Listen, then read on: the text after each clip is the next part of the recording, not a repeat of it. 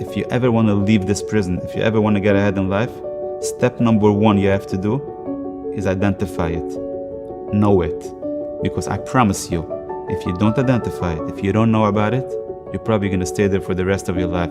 If we would have a one-on-one conversation, nobody in the room, no relationships, no family, no neighbors, no nothing, just you and me, and I would ask you, are you really, really happy where you are?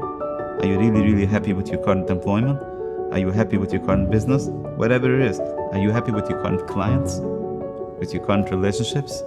Maybe you would answer me, no, I'm not. Or maybe 50% I'm happy, 50% I'm not happy.